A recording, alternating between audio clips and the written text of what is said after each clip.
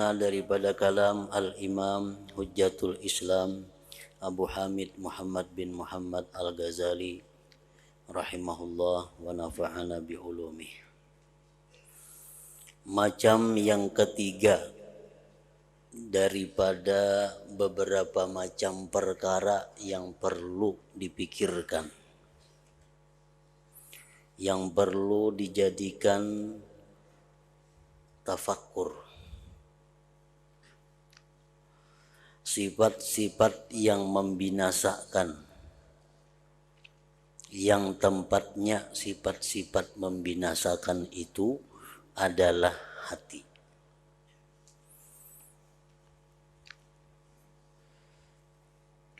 Memikirkan tentang hati kita, apakah masih ada dihuni, didiami oleh sifat-sifat yang membinasakan.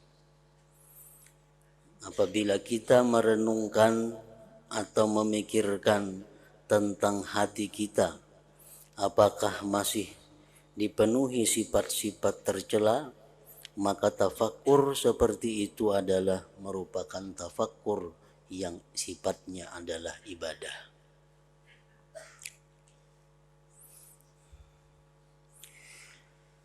Maka ia dapat mengetahuinya sifat-sifat yang membinasakan itu dari yang telah kami sebutkan pada Rub'il Muhlikat di dalam kitab Ihya Ulumuddin. Di situ dijelaskan sifat-sifat yang membinasakan manusia, akhlak-akhlak yang mencelakakan manusia, yaitu sifat-sifat yang mencelakakan kita tadi antara lain adalah menguasainya syahwat.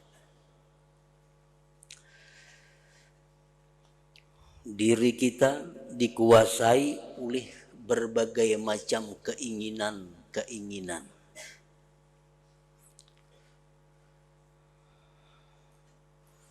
Kita disuruh berpikir apakah diri kita ini masih dikuasai oleh syahwat-syahwat itu.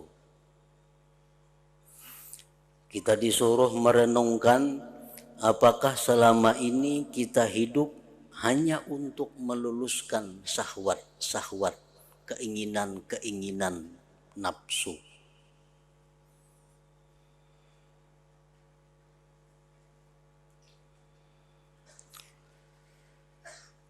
Menguasainya syahwat itu merupakan sifat yang tercela yang tempatnya adalah di dalam hati manusia. Segala macam bentuk maksiat, segala macam bentuk penyesalan, penderitaan itu sumbernya adalah karena pada awalnya kita dikuasai oleh syahwat-syahwat tadi. Kenapa kita melakukan dosa? Karena kita kada mampu menguasai syahwat, keinginan-keinginan nafsu itu. Kenapa orang bisa masuk ke dalam penjara? Nah, kebiasaan kebanyakannya adalah akibat dia dahulunya dikuasai oleh keinginan-keinginan nafsunya. Kenapa seseorang itu sekarang dia menderita? Kenapa seseorang itu sekarang dia ini berada dalam bahaya? Pada awalnya adalah akibat dia kada mampu menguasai keinginan-keinginan nafsunya. Nah, itu yang dipikirkan. Disuruh kita merenungi apakah kita ini termasuk orang yang dikuasai oleh keinginan-keinginan nafsu, atau kitakah yang menguasai keinginan-keinginan nafsu itu. Contohnya lagi adalah marah.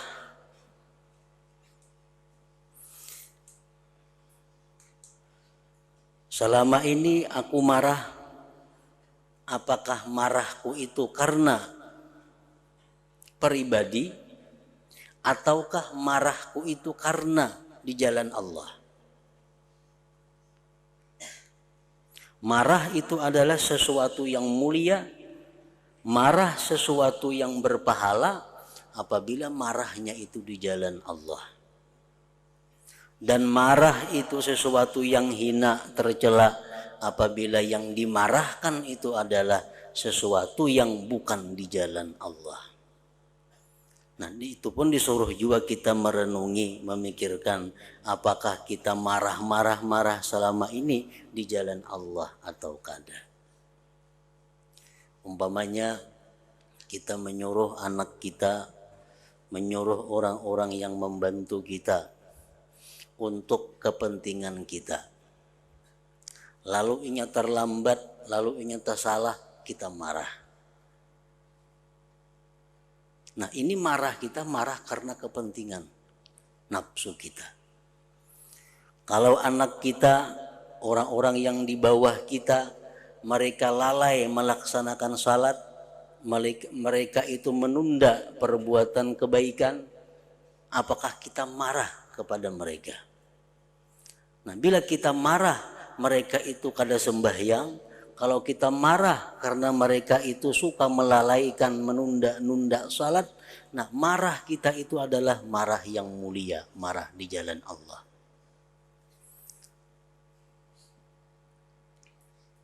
Anak buah terlambat sembahyang, kada sarik.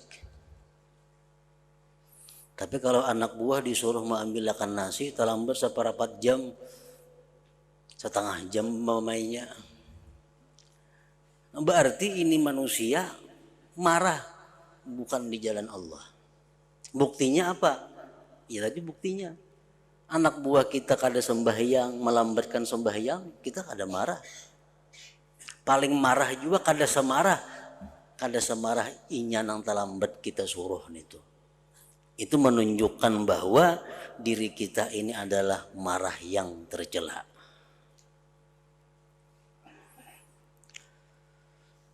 Bakhil, kikir. Apakah kita selama ini masih dianggap tergolong orang yang bakhil atau kada? Kita periksa diri kita, kita renungi, kita kontrol hati kita. Apakah selama ini kita masih orang bakhil atau sudah keluar dari golongan itu? Kibir, sombong, ujub, ria, hasad, dengki, su'uzzan, sangka jahat.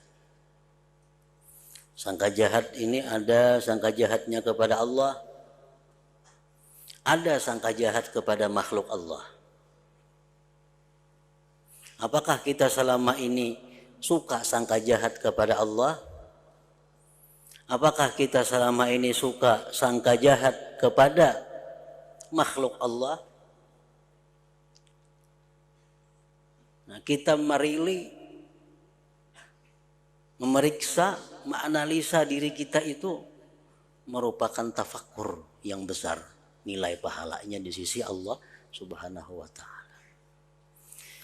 Jahat sangka kepada Allah antara lain contohnya umpamanya kita berdoa lawan Allah, lalu doa kita ini belum hanya terwujud lagi, lalu kita mengambil kesimpulan Allah kadang ngabulkan doaku. Nah, itu buruk sangka dengan Allah, buruk sangka dengan Allah.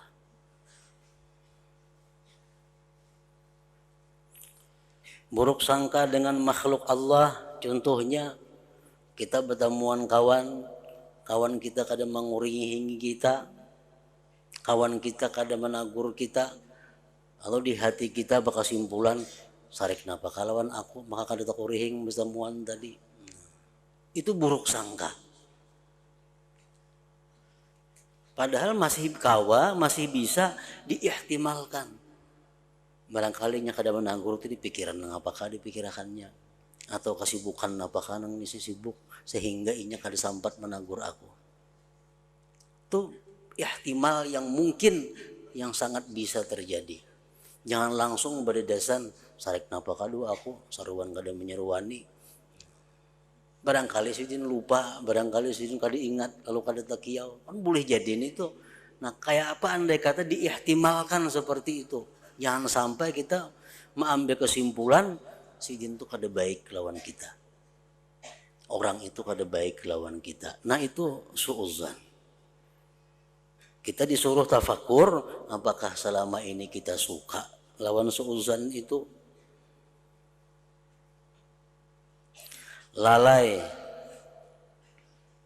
termasuk sifat yang membinasakan. Lingah. Lalai artinya lalai dalam arti mensyukuri nikmat Allah. Dapat rezeki ini, dapat rezeki itu, dapat rezeki macam-macam. Ada mensyukuri lawan Allah. Lalai.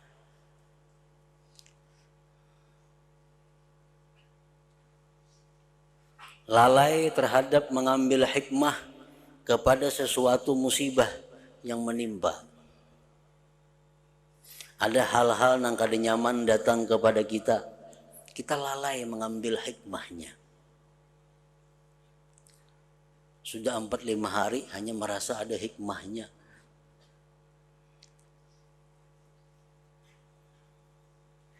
Tipuan atau wurur bahasa agamanya. Apakah kita selama ini tergolong orang-orang yang masih tertipu?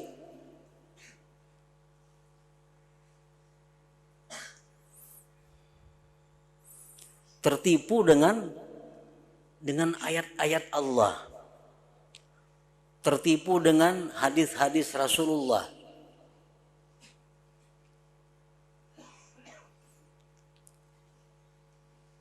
Tafakkur kita, memeriksa kita kepada diri, apakah selama ini aku tertipu dengan ayat-ayat Allah itu? Karena kada sedikit ayat-ayat Al-Quran atau hadis-hadis Rasulullah itu kalau dipahami secara cepat dan sembarangan, itu membuat kita terperdaya, tertipu dengan ayat-ayat Allah itu. Dicontohkan seseorang yang beriman yang masih suka melakukan maksiat kepada Allah, ngarannya al-mu'minul asi, orang mukmin yang suka berbuat maksiat. Nah, orang mukmin yang berbuat maksiat ini dia mengiktikadkan, ujarnya Innallah ghafurur rahim. Allah itu maha pengampun penyayang. Bujur itu kada salah. Al-Quran banyak menyebut itu. Allah itu maha pengampun, maha penyayang. Aku berharap dapat ampunan dan rahmat Allah. Ujar orang mukmin yang suka maksiat nih. Allah tuh maha pengampun juga, Allah tuh maha penyayang juga. Aku berharap mudahan dapat ampunan Allah. Aku berharap mudahan dapat rahmat Allah. Dan dalam hadis qudsi Allah mengatakan, Ana inda dhanni abdi bi. Aku ni jar Tuhan menurut sangkaan hambaku kepadaku. Jika hambaku itu menyangka aku ni pengampun, memang aku pengampun. Jika hambaku menyangka aku ini marah, aku marah. Nah, jadi ujar si mukmin nang ahli maksiat tadi, aku sangka baik lawan Tuhan, Tuhan mengampuni aku. Dan aku berharap dapat ampunan Allah.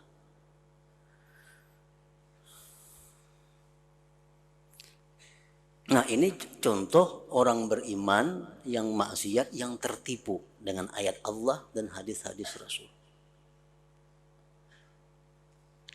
Di mana tertipunya? Tertipunya di mana? Aku berharap dapat rahmat Allah. Karena Allah tuh maha pengampun penyayang. Nah, di situ letaknya tertipu. Inya kada kau membedakan apa arti berharap, apa arti berangan-angan? Apa arti berharap? Apa arti mahayal? Ini kadang kau membedakan sehingga dia tertipu.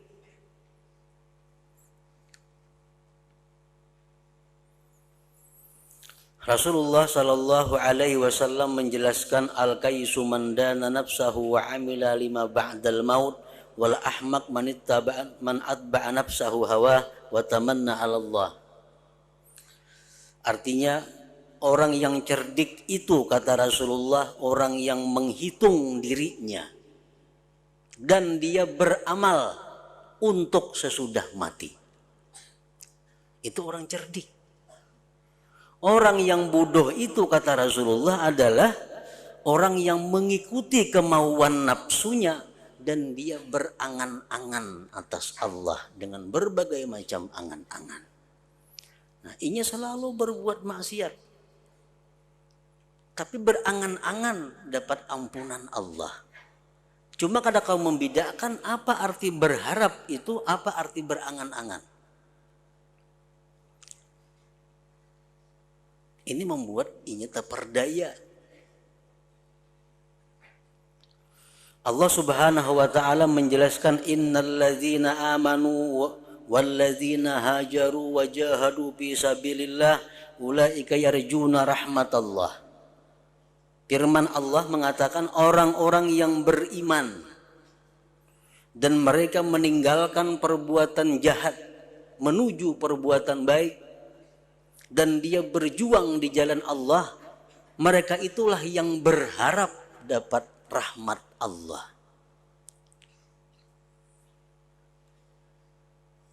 Nah, andai kata orang yang maksiat ini dia berhenti melakukan maksiat, dia tobat kepada Allah, lalu dia berharap dapat ampunan Allah, nah itu bujur. Bujur.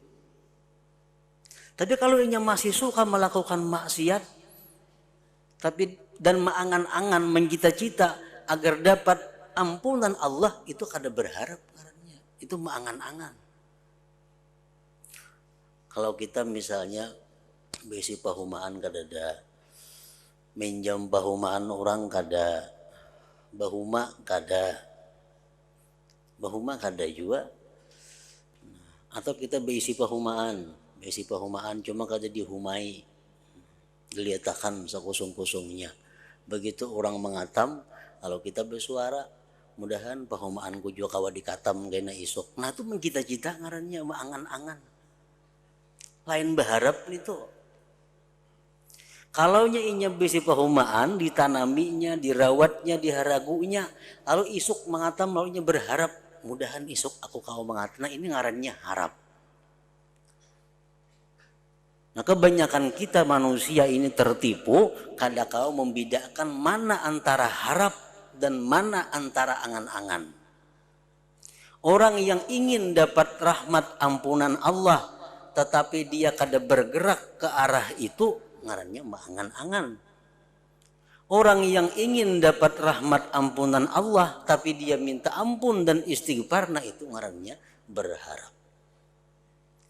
Nah kita disuruh berpikir, apakah kita selama ini orang yang berharapkah atau orang yang berangan-angankah?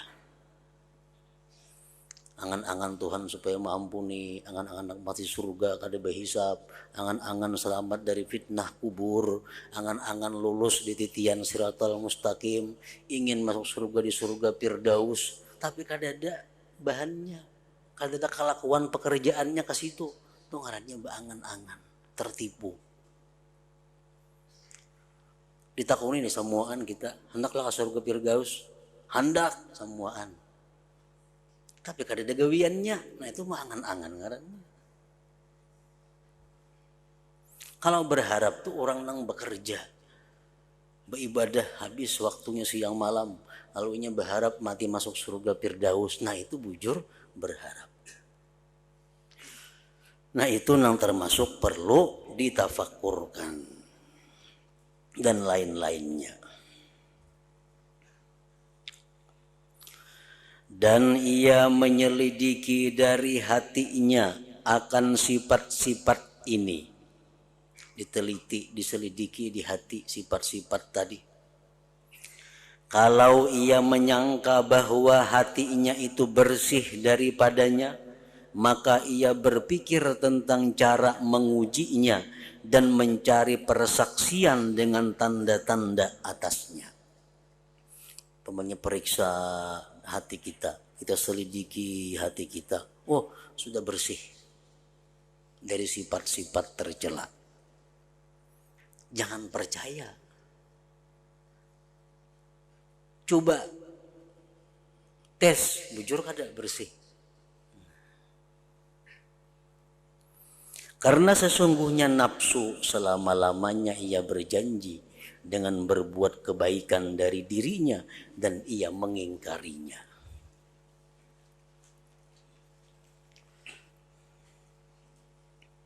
Nafsu selalu mengatakan, oh sudah bersih hati engkau dari takabur, sudah bersih hati engkau dari ujub, sudah bersih diri engkau dari terperdaya, tertipu tadi. Jangan percaya. Kita periksa, kita uji apakah bujur atau kada nang ujar nafsu tadi. Maka apabila diri mengaku tawadhu dan terbebas dari kibir, kesombongan, maka semestinya ia mencobanya. Coba. Antara lain mencobanya itu dengan membawa satu ikat kayu bakar di pasar. Ini orang dahulu kada ada punya gas bemasak gitu. Ada kumpur gas, masak kayu bakar. Jadi nukar kayu bakar di pasar, bawa seorang ke rumah. Jangan menyuruh orang bawa, jangan menyuruh budak, jangan menyuruh hamba, bawa seorang. Kalau sanggup kita membawa itu kada ada rasa malu kepada makhluk Allah, berarti sudah terbebas dari kesombongan dalam masalah itu. Seperti Abu Hurairah radhiyallahu anhu disebutkan, waktu beliau menguji diri beliau apakah masih ada sombong atau kada, masih melakukan hal seperti itu. Sebagaimana orang-orang dahulu telah mencoba dirinya dengan demikian. Dan apabila diri mengaku bersifat hilim, maka ia menghadap kepada kemarahan yang diperoleh dari orang lain. Kemudian ia mencobanya dengan menahan amarah. Periksa diri kita. Apakah diriku ini pemarahkah, masih di jalan yang salah marahnya? Ataukah diriku ini sudah punya sifat hilim, lawannya sifat marah? Ujar nafsu, oh sudah bersih ikam dari marah. Ikam sudah bersifat hilim, sudah bukan lagi bersifat pemarah. Jangan percaya, coba. Bakal lakuan. Kayak apa supaya disariki orang?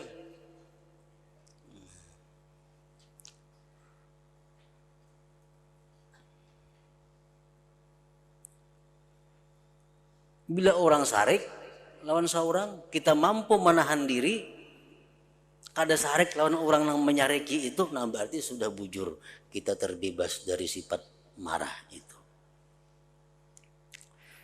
Dan seperti itu juga pada sifat-sifat lain.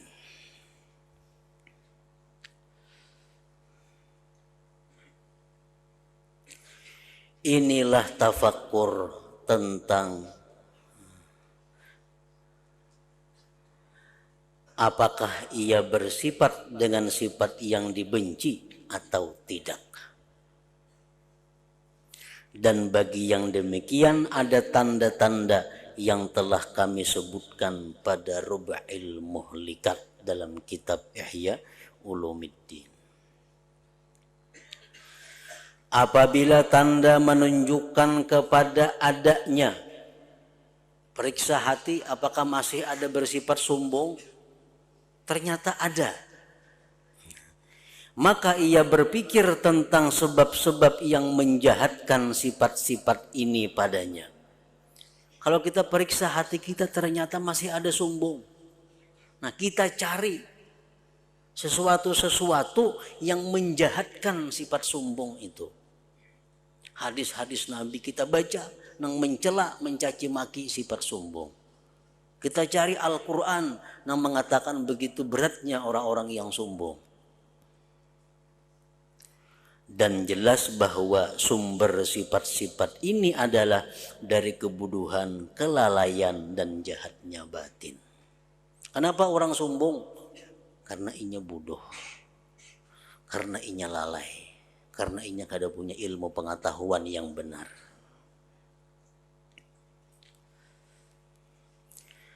Sebagaimana jikalau ia melihat pada dirinya ujub dengan amal. Sekarang ini aku nih masihkah ada bersifat ujub atau kada?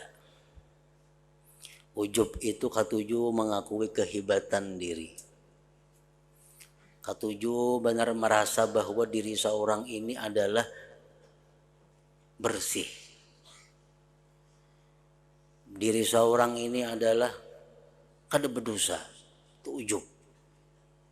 Merasa bahwa diri seorang ini adalah sempurna, nah itu ujub. Merasa bahwa diriku ini kuat beribadah, ujub. Orang kan tidak tahannya baca Quran 4-5 jam, mun aku 10 jam soal duduk tahan. Merasa bahwa dirinya mampu demikian. Bila merasa demikian, ujub ngarannya. Nah, sebagaimana jikalau ia melihat pada dirinya ujub dengan amal, lalu ia berpikir dan berkata, hanya saja amalku itu dengan badanku, anggota badanku, dengan kemampuanku dan kehendakku, dan semua yang demikian itu tidak dariku dan tidak kepadaku, dan hanya saja itu adalah ciptaan Allah dan karunia-Nya atasku. Ini menghilangkan ujub. Kita boleh aja ingat, boleh aja merasa kehebatan diri, boleh. Kita merasa bahwa kita punya kemampuan yang luar biasa dibanding orang. Ada apa-apa. Asal ingat bahwa itu adalah anugerah Allah. Nah, supaya jangan ujub. Maka dialah Tuhan yang menciptakanku dan menciptakan anggota badanku dan menciptakan kemampuanku dan kehendakku. Dan dialah yang menggerakkan anggota tubuhku dengan kudratnya. Dan begitu pula kemampuanku dan kehendakku. Allah semuanya. Maka bagaimana saya kagum ujub dengan amalku atau dengan diriku, sedang saya tidak berdiri bagi diriku dengan diriku. Kayak apa aku hendak ujub dengan diriku, sedangkan diriku kada mampu berdiri sendiri.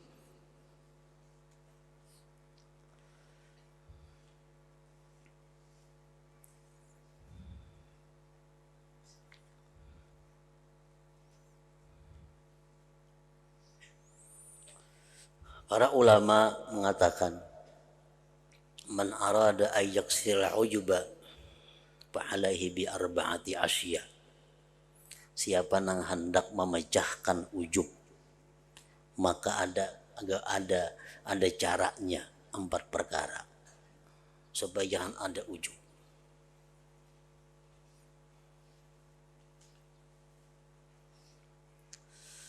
Pertama, mereka mengatakan ayyarat taufik minallah. Ayyarat taufiqa minallah. Kita beribadah, membaca Al-Quran, baca Quran atau membaca salawat, kada terasa begitu asiknya kita membaca Quran, sekalinya sudah 5 jam kita duduk. Sudah 5 jam membaca Al-Quran atau membaca salawat. Nah, untuk menyelamatkan amal ini supaya jangan diserangnya ujub, yang pertama kita ingat bahwa taufik itu dari Allah. Aku nih kawa kajamini nih, itu adalah dari Allah. Kenapa aku rasa nikmatnya beramal hari ini? itu adalah dari Allah.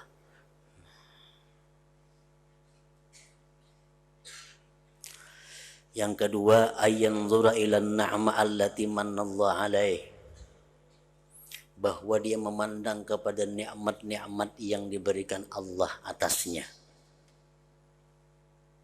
Aku baca Quran kawas sekian lawas. Kita ingat satu nikmat saja, nikmat mata. Nikmat mata ini adalah pemberian Allah. Jakanya mata kada melihat, jangankan 5 jam sambar aja kada kau baca.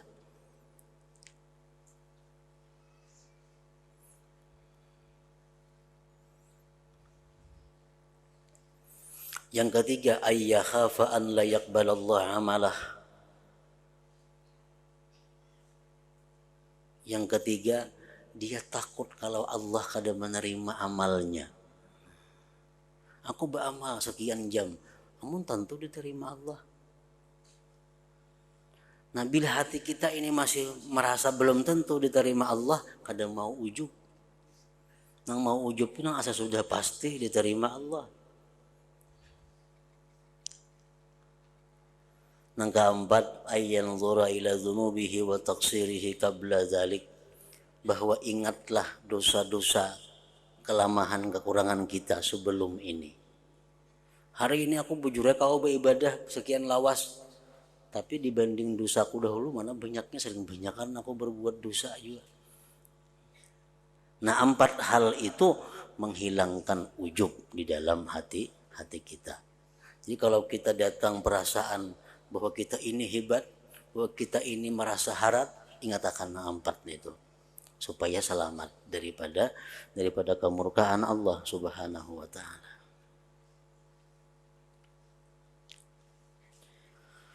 Apabila ia merasa pada dirinya dengan kibir, kesombongan, maka ia menetapkan atas dirinya akan kedunguan padanya.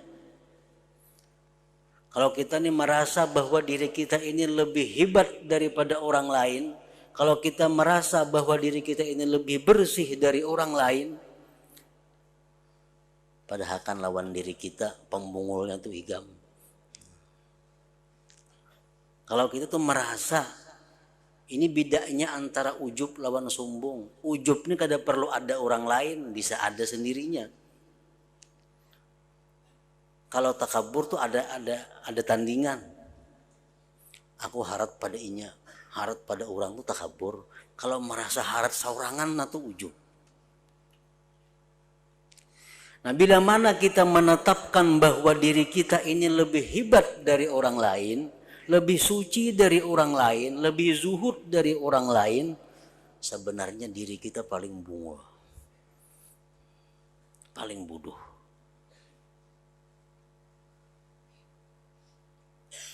Jadi di saat kita mengatakan atau merasakan bahwa kita ini adalah orang yang hebat daripada yang lainnya, di saat itu kita orang yang paling hina di sisi Allah. Nak ditarusakan dasara, nak beristighfar dasara, nak bebulik baik istighfar, nak tarusakan jadi orang hina di sisi Allah, tarusakan perasaan paharatnya tadi.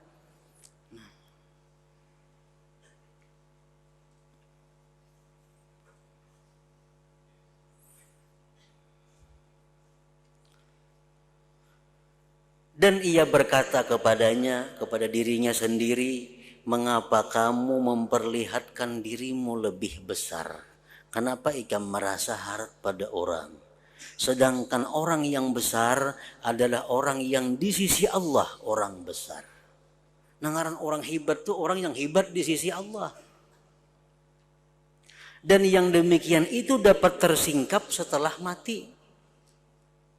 Di akhirat kita nang tahu siapa manusia yang besar di sisi Allah. Dalam dunia belum jelas. Dan banyak sekali orang kafir pada waktu sekarang meninggal dunia dalam keadaan mendekatkan diri kepada Allah Ta'ala dengan bercabutnya dari kafir. Dan banyak sekali orang muslim meninggal dunia dalam keadaan celaka disebabkan berubah keadaannya ketika mati dengan mati su'ul khatimah. Ada tentu.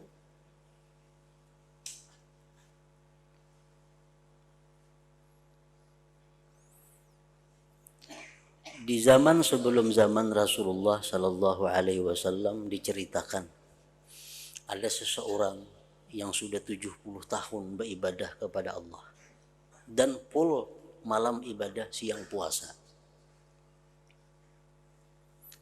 Boleh dikatakan orang ini kada berbuat dosa, hidupnya pun diuzlah berasing pada orang lain. Sudah 70 tahun kada tahu di manusia, hanya beribadah melulu. Satu malam Sidin berdoa kepada Allah. Begitu berdoa, kada kabul doanya. Doanya kada kabul. Doa kada kabul. Nah begitu doa itu kada kabul, inya berkata kepada dirinya. Ujarannya lawan dirinya, jaka ikam nih dirinya ini hebat di sisi Allah, sudah kabul doa ikam. Berarti ikam ini hina di sisi Allah. Buktinya doa kada kabul. Nah, habis cerita. Malam bermimpi, si laki-laki ini ditemui malaikat. Ujar malaikat, wahai laki-laki, waktu engkau mengatakan bahwa diri ikam itu kada baik, makanya kada kabul doa. Itu pahalanya lebih besar daripada engkau beribadah selama ini.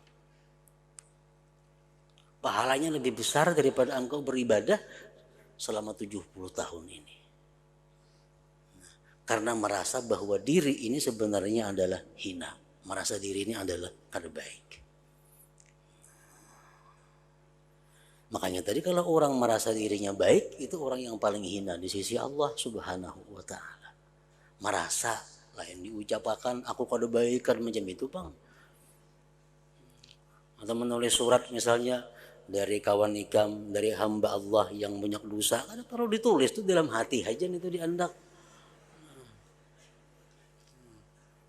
Kadang-kadang ada mengirim surat kayak itu nah dari al-fakir nang banyak dosa, nang banyak salah, pulan bin pulan. Itu menampaikan orang pulang kesalahannya.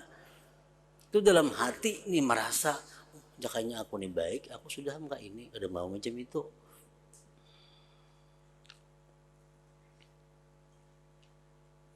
Siti Aisyah radhiyallahu anha ditanya, wahai Siti Aisyah, ujar orang, kapan seseorang itu baik? Aisyah menjawab, ketika dia merasa dirinya yang paling jahat. Ketika dia merasa dirinya yang paling jahat. Ditanyakan lagi kepada Siti Aisyah radhiyallahu anha, kapan seseorang itu jahat? Ketika dia merasa dirinya terbaik. Ketika dia merasa dirinya adalah baik.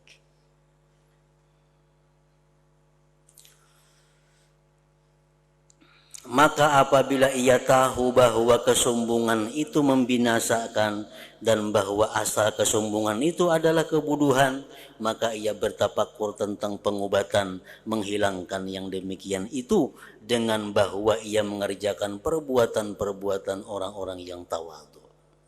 Sudah berpikir, lalu dapat kesimpulan diriku masih sombong, nyaman mau obati. Dan apabila ia mendapatkan pada dirinya syahwat makanan dan kerakusannya, periksa diri, ternyata diriku ini kada kawa, hendak dulu makan terus. Nah, kalau tidak ada makanan yang nyaman, hendak merasai. Maka ia bertafakur bahwa ini adalah sifat binatang. Oh berarti aku samaan binatang. Kalau kita lihat makanan lo hendak aja. Dan jikalau pada syahwat makanan dan persetubuhan ada kesempurnaan, niscaya demikian itu termasuk sifat-sifat Allah dan sifat-sifat para malaikat. Makanya memakan itu nah, ada kesempurnaan di situ, niscaya malaikat bersifat dengan itu. Malaikat tuh ada mau makan, ada mau minum, ada urusan itu. Seperti ilmu, nah itu sifat-sifat kesempurnaan dan kudrat, dan niscaya tidak bersifat dengannya binatang. Dan manakala kerakusan itu lebih menang atasnya, maka ia lebih serupa dengan binatang. dan lebih jauh dari para malaikat al-muqarrabin. Dan begitu pula ia menetapkan atas dirinya tentang marah. Kemudian ia memikirkan tentang jalan pengobatan. Dan sekalian yang demikian itu telah kami sebutkan dalam kitab-kitab ini. Maka barang siapa yang menghendaki bahwa jalan pikir menjadi luas baginya, maka tidak boleh tidak dari menghasilkan apa yang ada di dalam kitab ini.